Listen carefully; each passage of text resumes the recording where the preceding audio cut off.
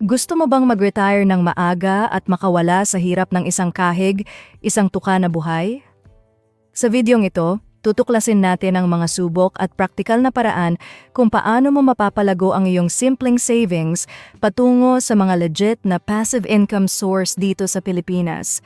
Mula sa tamang pag-budget hanggang sa mga government investments at digital assets, iisa-isahin natin ang mga actionable steps na swak sa realidad nating mga Pinoy.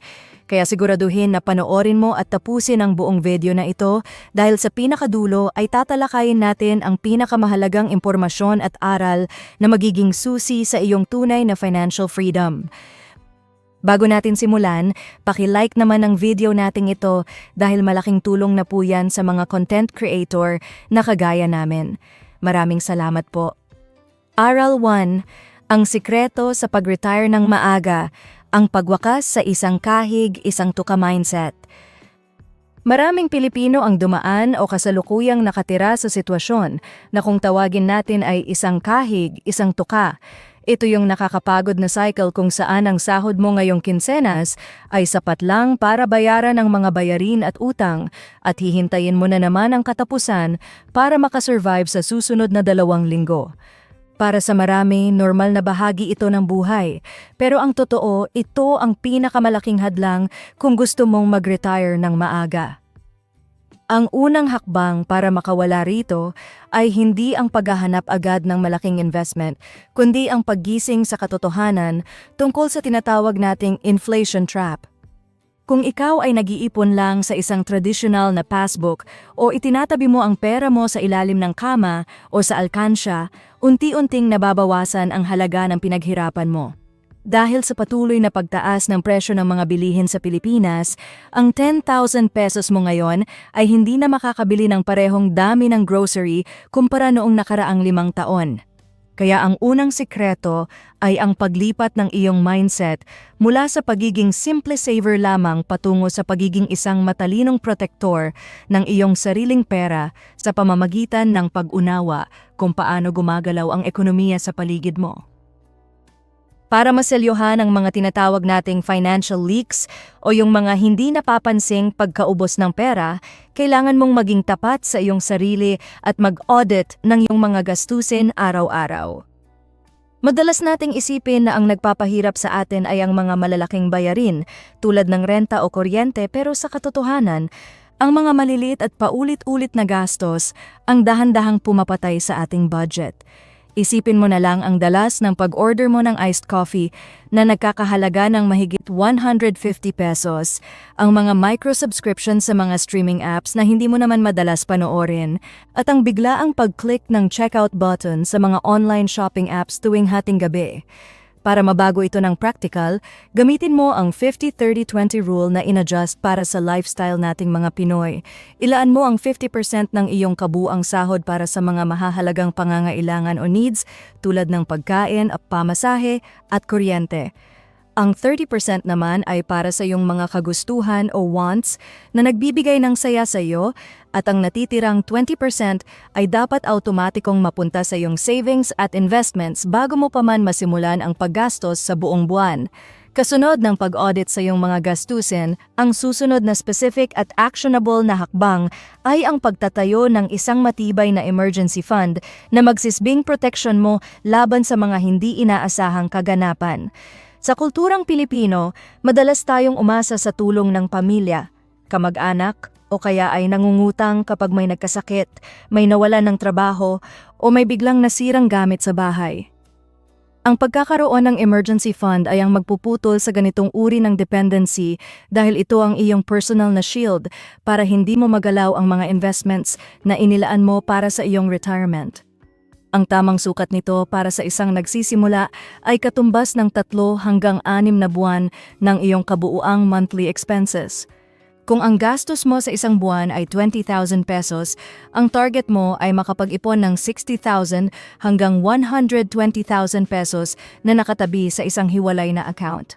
Ang pinakamagandang diskarte rito ay ang paglalagay ng perang ito sa mga high-yield digital banks na nag-aalok ng mas mataas na interes kumpara sa mga lumang bangko para naman kahit papaano ay lumalaban ang emergency fund mo sa epekto ng inflation habang nananatili itong madaling i-withdraw kapag dumating ang totoong pangangailangan. Bago ka magsimulang mag-isip ng mga komplikadong paraan ng pagpapalago ng pera, kailangan mo munang harapin at puksain ang lahat ng iyong mga bad debts o yung mga utang na walang ibang ginagawa kundi ang ubusin ng iyong kita. May malaking pagkakaiba ang good debt na ginagamit para pondohan ang isang negosyo na nagpapasok ng pera kumpara sa bad debt na nagmumula sa mga credit card balances, mga patong-patong na online loans, at mga pangungutang para lang sa luho o para may maipagmalaki sa ibang tao. Ang pinakamabilis na paraan para ma-zero out ang mga utang na ito ay ang paggamit ng alinman sa dalawang sikat na pamamaraan na tinatawag na debt avalanche o debt snowball method. Sa debt avalanche, ililista mo ang lahat ng iyong utang at uunahin mong bayaran ng agresibo ang may pinakamataas na interest rate habang binabayaran ang minimum sa iba, na siyang pinakamakatipid sa pera.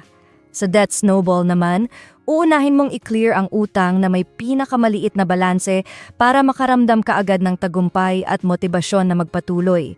Alin man ang piliin mo sa dalawa, ang mahalaga ay magkaroon ka ng disiplina na itigil ang muling pangungutang habang nililinis mo ang iyong nakaraan upang maging malaya ang iyong cash flow para sa hinaharap.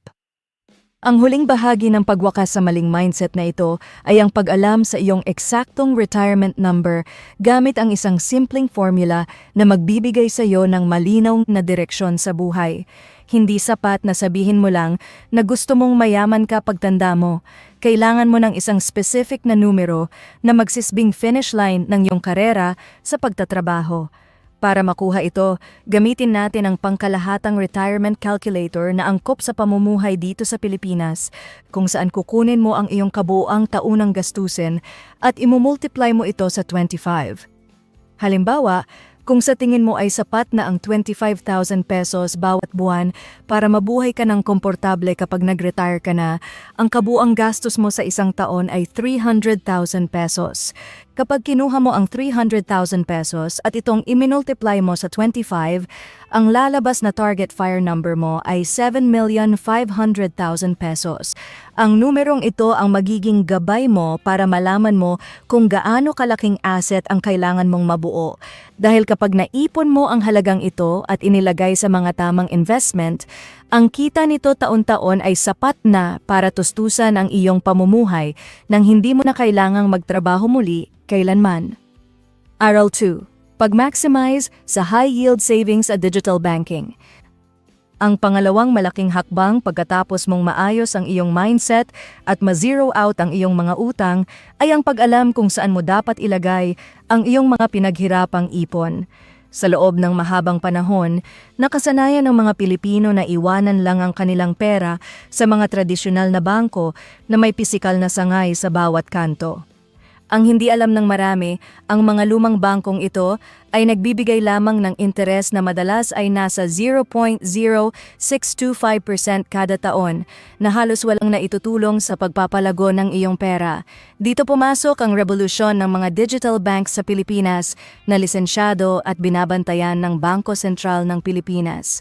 Ang mga modernong app na ito ay walang malalaking gastusin sa mga pisikal na gusali at maraming empleyado, kaya nilang ibigay ang matitipid nila sa mga depositors sa pamamagitan ng pag-aalok ng interes na naglalaro mula 4% hanggang sa kasing taas ng 15% bawat taon sa pamamagitan ng mga special promos. Ang paglipat ng iyong ipon sa mga digital banks ay ang pinakamadaling paraan para magsimulang kumita ang pera mo nang walang ginagawang kahit anong kahirapan or risk. Para sa mga gustong makakuha ng mas mataas pang interes nang hindi natatakot na makuha ang kanilang pera sa oras ng kagipitan, ang pinakamagandang diskarte ay ang paggamit ng tinatawag na laddering method sa mga digital time deposits. Ang traditional na time deposit ay nangangailangan na i-lock mo ang iyong pera sa loob ng isang taon o higit pa. At kapag kinuha mo ito ng maaga, ay may malaking penalty ka na babayaran. Sa laddering method, hahatiin mo ang iyong kabuang ipon sa ilang bahagi. Halimbawa ay sa 4 na magkakahiwalay na halaga na worth 10,000 pesos bawat isa. Ang unang 10,000 pesos ay ilalagay mo sa isang 3-month time deposit, ang pangalawa sa 6 months, ang pangatlo sa 9 months, at ang pang-apat sa isang taon. Sa paggawa nito, tuwing ikatlong buwan ay may nagmamature na pera na pwede mong makuha kung may emergency, at kung hindi mo naman kailangan ay pwede mo itong i-roll over sa panibagong time deposit para patuloy na makakuha ng pinakamataas na interes.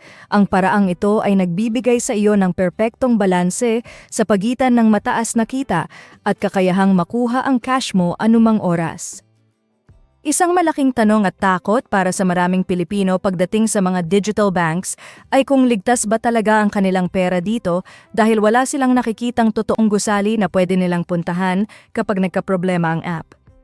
Ang pag-iwas sa mga peking investment at panloloko ay madali lang kung alam mo ang mga dapat suriin bago ka magdeposito ng iyong pera sa isang plataporma. Ang pinaka-importanting panuntunan ay ang pag-verify kung ang isang digital bank ay miyembro ng Philippine Deposit Insurance Corporation o PDIC. Ayon sa batas sa Pilipinas, ang bawat depositor sa mga lisensyadong bangko ay sigurado ng PDIC hanggang sa halagang 500,000 pesos bawat account. Ibig sabihin nito, kahit magsarado o malugi pa ang digital bank, ibabalik ng pamahalaan ang pera mo hanggang sa kalahating milyong piso, kaya walang dahilan para matakot. Bago mag-download ng app, pumunta muna sa opisyal na website ng Bangko Sentral ng Pilipinas para tingnan ang listahan ng mga authorized digital banks at iwasan ang pagpindot sa mga kahina-hinalang links na ipinapadala sa text o social media.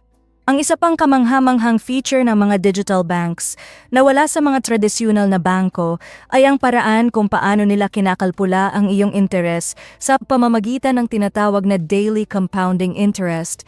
Sa lumang sistema, ang interes ng iyong pera ay kinukwenta lamang isang beses sa loob ng 3 buwan, kaya napakabagal ng pag-angat ng iyong balanse. Sa mga modernong digital banks, ang interes ay kinukwenta araw-araw batay sa iyong natitirang balanse bawat gabi at marami sa kanila ang nagpapasok ng kitang ito sa iyong account tuwing katapusan ng buwan o kaya naman ay araw-araw mismo. Ibig sabihin, ang interes na kinita ng pera mo ngayong araw ay kasama na sa lalamnan ng mas malaking interes bukas, na lumilikha ng isang tuloy-tuloy na snowball effect ng paglago ng iyong capital. Kung titingnan mo ang math simulation nito, ang 10,000 pesos na iniwan mo sa isang digital bank na may 6% interest ay kikita ng mas mabilis at mas malaki kumpara sa parehong halaga na natutulog lang sa lumang bangko na may 0.25%. Ang huling hakbang para ma-master ang digital banking at mapabilis ang iyong pag-retire ay ang pag-alis sa proseso ng pagpapasya sa pamamagitan ng pag-automate ng iyong pag-iipon gamit ang system na kung tawagin ay Pay Yourself First. Karamihan sa atin ay nagpapadala sa emosyon tuwing dumarating ang sahod, kung saan bumibili muna tayo ng mga bagay-bagay at ang natitira na lang pagkatapos ng 2 linggo ang siyang itatabi bilang ipon na madalas ay 0 na ang natitira. Para mabago ito, gamitin mo ang auto-transfer o scheduled transfer features na makikita sa iyong payroll account o mga digital wallet. Mag-setup ka ng automatic debit tuwing ika-15 at ika-30 ng buwan, kung saan ang particular na halaga, halimbawa ay 2,000 pesos mula sa iyong sahod, ay automatikong lilipat papunta sa iyong high-yield savings account nang hindi mo na kailangang pakialaman pa.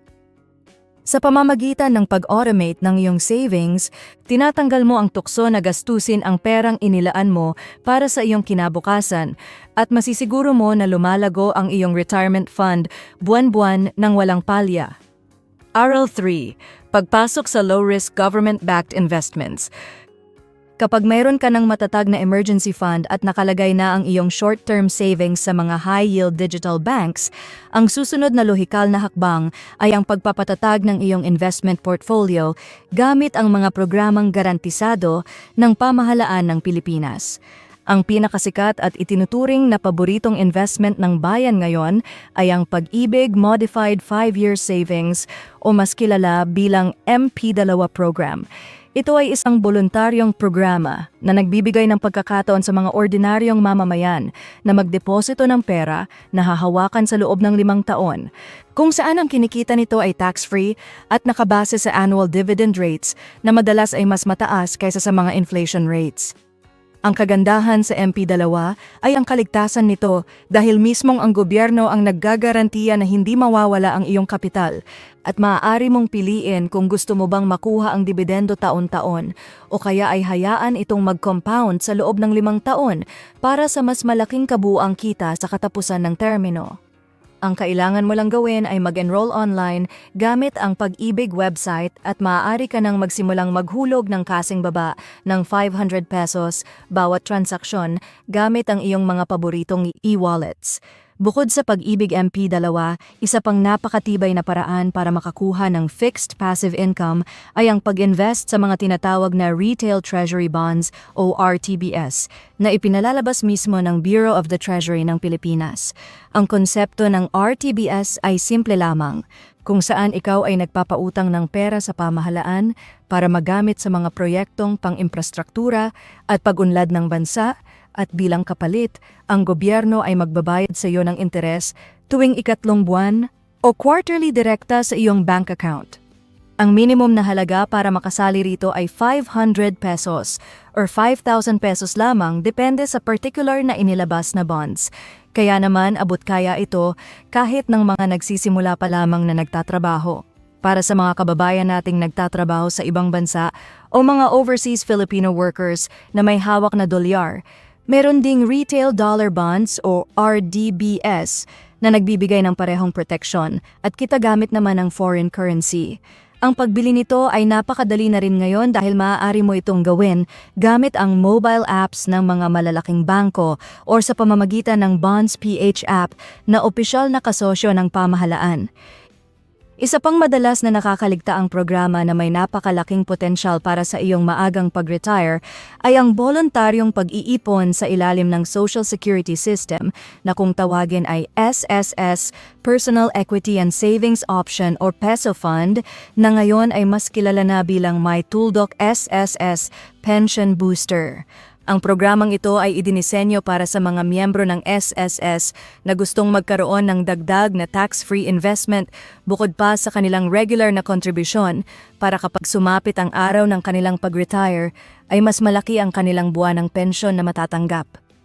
Ang iyong mga ihuhulog dito ay hahatiin sa 2 bahagi, kung saan ang malaking porsyento ay mapupunta sa retirement at kabuhayan, habang ang natitirang bahagi ay inilalaan para sa mga medical o pangkagipitang pangangailangan na maaaring i-withdraw paglipas ng 5 taon. Upang ma-activate ang pension booster, kailangan mo lamang mag-login sa iyong opisyal na My Tuldoc SSS account sa internet, hanapin ang tab para sa voluntaryong programa at piliin ang halaga na nais mong i-deduct o ihulog ng regular para masigurong may karagdagang proteksyon ang iyong pagtanda.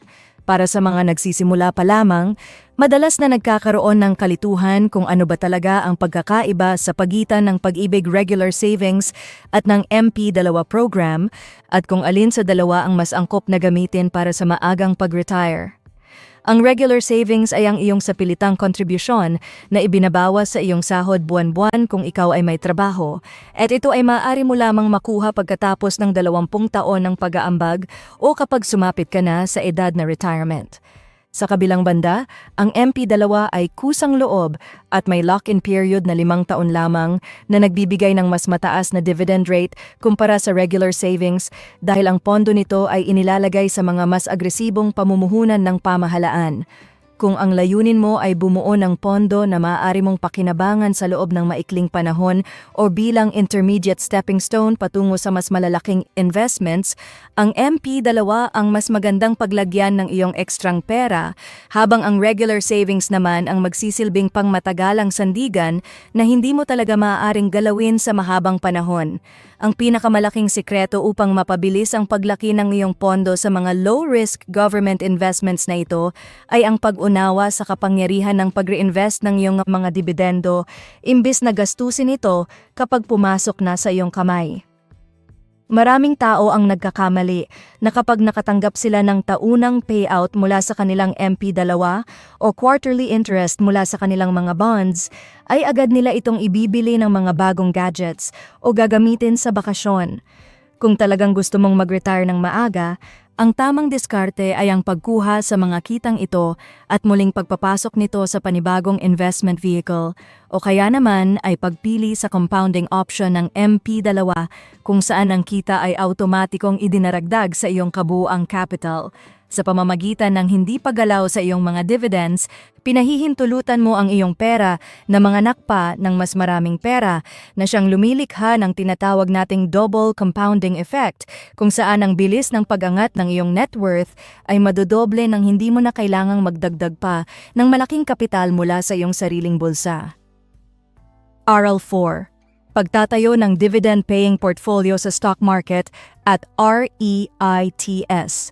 Kapag matatag na ang iyong mga low-risk government investments, maaari mo nang pasukin ang mundo ng stock market para sa mas mataas na kita sa pamamagitan ng pagbili ng mga real estate investment trusts o mas kilala bilang REITs.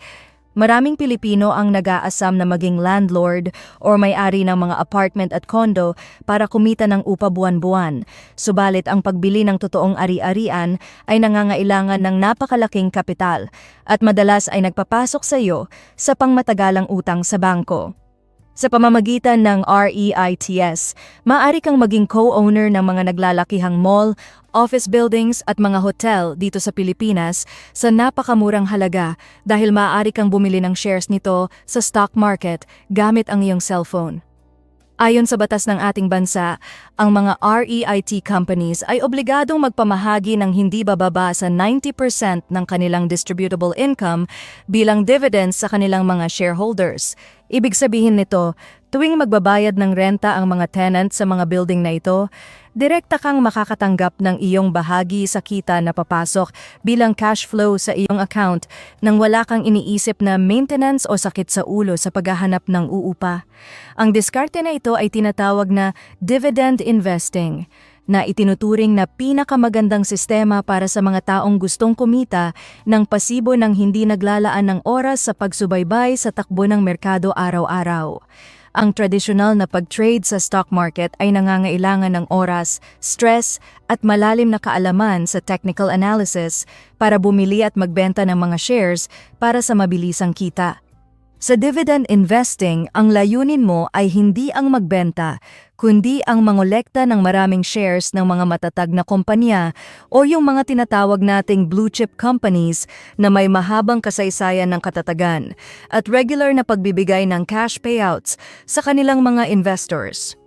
Ang kailangan mo lang gawin ay alamin ang dividend calendar ng mga kompanyang ito, particular na ang tinatawag na ex-dividend date na siyang huling araw, kung saan dapat ay hawak mo na ang shares para maging kwalipikado ka sa darating na payout. Sa paglipas ng panahon, habang dumarami ang shares na pagmamay-ari mo, unti-unting lalaki ang perang pumapasok sa iyo na maaari mong gamitin para tustusan ang iyong mga pang-araw-araw na pangangailangan nang hindi nababawasan ang iyong pangunahing puhunan. Para masimulan ang pagtatayo ng iyong portfolio, ang unang practical na hakbang ay ang pagbubukas ng isang online stock brokerage account na lisensyado ng Securities and Exchange Commission at ng Philippine Stock Exchange. Maraming kabataan at ordinaryong manggagawa ang nag-aakalang ang stock market ay para lamang sa mayayaman, ngunit sa tulong ng teknolohiya ngayon ay maaari ka nang magrehistro online gamit lamang ang iyong valid government, ID at smartphone. Ang mga sikat at pinagkakatiwalaang plataporma sa Pilipinas tulad ng COL Financial, First Metro Securities o BPI Trade ay nagbibigay ng madaling access kung saan maaari kang magdeposito ng pondo gamit ang iyong mga online banking apps o e-wallets sa halagang kasing baba ng 1,000 pesos lamang. Kapag na-approve na ang iyong aplikasyon, magkakaroon ka na ng sariling dashboard kung saan maaari mo nang i-type ang stock code ng iyong napiling REIT o blue chip company at direktang mag-order ng shares na automatikong mapupunta sa iyong digital portfolio pagkatapos ng transaksyon.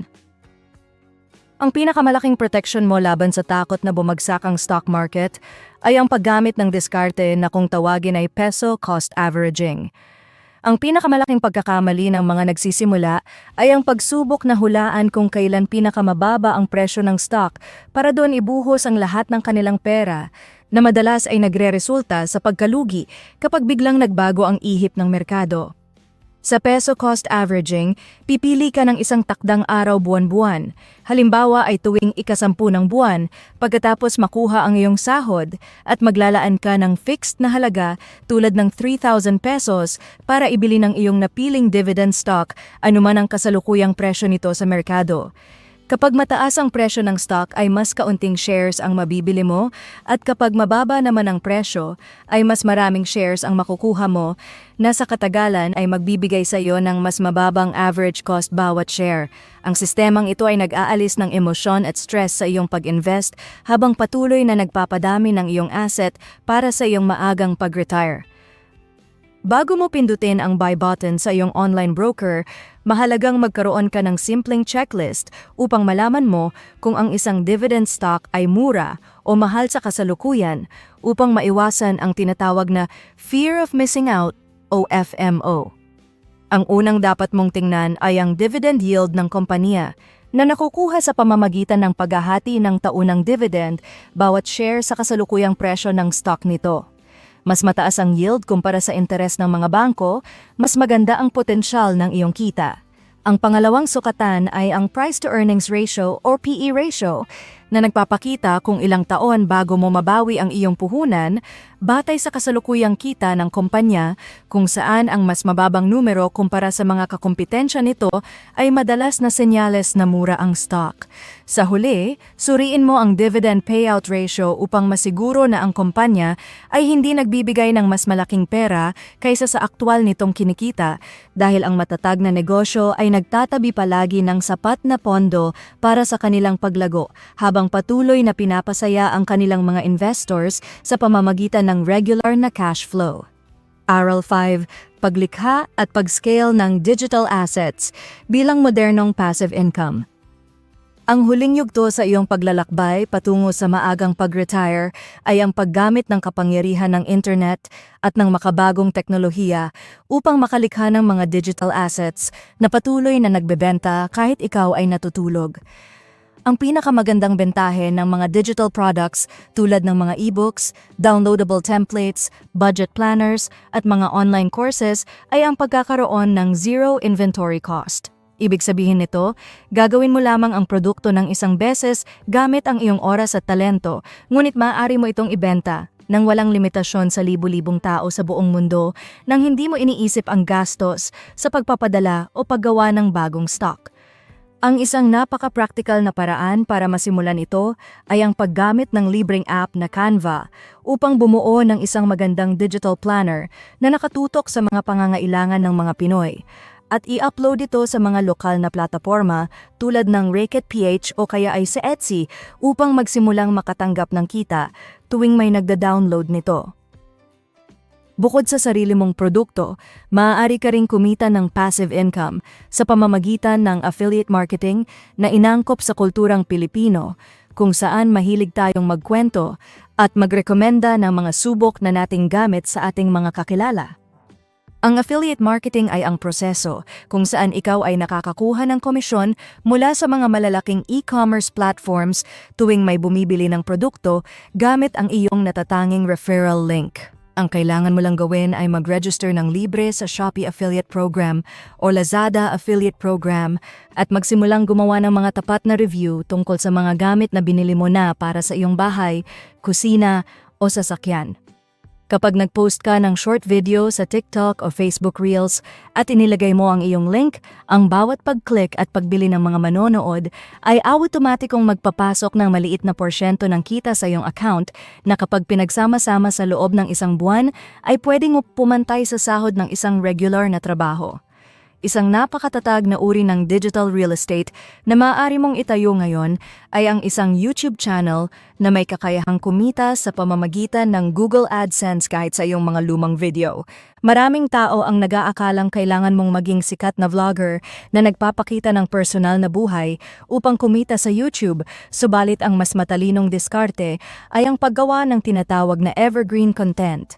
Ang evergreen content ay mga video na nagbibigay ng solusyon sa mga karaniwang problema ng tao na patuloy na hahanapin sa search bar kahit lumipas pa ang 3 hanggang 5 taon, tulad ng mga gabay sa pag-iipon, pagluluto, o pag-aayos ng mga sirang gamit. Sa pamamagitan ng pagbuo ng mga dekalidad na video na nakatutok sa pagtulong, ang iyong channel ay magiging isang pangmatagalang asset na patuloy na magpapakita ng mga patalastas at magpapasok ng kita sa dolyar buwan-buwan mula sa Google habang ikaw ay nakapokus na sa ibang bahagi ng iyong buhay. Maaari mo ring i-convert ang iyong mga professional skills at talento upang maging isang scalable na digital asset sa pamamagitan ng pagbuo ng mga specialized toolkits o mga premium membership groups. Kung ikaw ay may malalim na kaalaman sa graphic design, pagsusulat, coding, o kahit sa pagbe-bake, maaari kang gumawa ng isang package ng mga pre-made resources na lubos na makatutulong sa mga taong nagsisimula pa lamang sa industriyang iyon. Ang isa pang modernong diskarte ay ang pagtatayo ng isang paid community group kung saan ang mga miyembro ay nagbabayad ng maliit na buwanang subscription fee upang makakuha ng eksklusibong tips, live Q&A sessions, at networking opportunities sa mga kapwa nila interesado sa iyong niche. Ang pagkakaroon ng subscription model ay ang pinakamatatag na uri ng passive income dahil nagbibigay ito sa iyo ng predictability kung magkano ang papasok na pera sa iyo regular na buwan-buwan. Ang huling hakbang sa buong seryeng ito ay ang pagpapatupad ng iyong exit strategy, kung saan titingnan mo kung ang kabuuang passive income mo mula sa digital banks, gobyerno, stock market at digital assets ay sapat na para sa iyong tuluyang pag-retire. Upang malaman kung ligtas ka nang umalis sa iyong trabaho, ginagamit ng mga eksperto ang tinatawag na 4% rule na inangkop sa ekonomiya ng Pilipinas, na nagsasabing maaari kang mag-retire kung ang kabuuang halaga ng iyong mga investments ay sapat upang pondohan ang iyong pamumuhay sa loob ng maraming taon sa pamamagitan lamang ng pag-withdraw ng 4% ng iyong kabuuang pondo taon-taon. Kapag ang iyong taunang kita mula sa lahat ng passive income streams na natutunan mo mula Aral 1 hanggang Aral 5 ay mas mataas na kaysa sa iyong kabuuang taunang gastos, opisyal mo nang naaabot ang financial independence. Ito ang sandali kung saan ang pagtatrabaho ay hindi mo na obligasyon para mabuhay, kundi isang opsyon na lamang dahil ang pera mo na ang gumagawa ng buong trabaho para sa iyo at sa iyong pamilya. Sa huli, ang pag-retire ng maaga ay hindi isang malayong pangarap, kundi isang serye ng mga matalinong desisyon na kaya mong simulan ngayon. Ang paglalakbay mula sa simpleng pag-iipon patungo sa pagkakaroon ng passive income ay nangangailangan ng disiplina at tamang diskarte. Unang hakbang ang pagwakas sa maling mindset at pag-audit sa mga gastos. Kasunod nito ang paglipat ng ipon sa mga high-yield digital banks at pagpapatatag ng pondo gamit ang mga low-risk government investments tulad ng Pag-ibig MP2.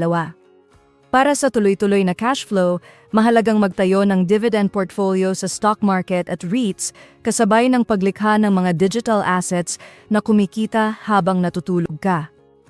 Ang pinakamahalagang aral dito ay ang pag-unawa na ang tunay na kayamanan ay hindi nasusukat sa mamahaling luho, kundi sa kalayaang hawakan ang sarili mong oras. Simulan mo na ang iyong unang hakbang ngayon para sa mas siksik at komportableng bukas.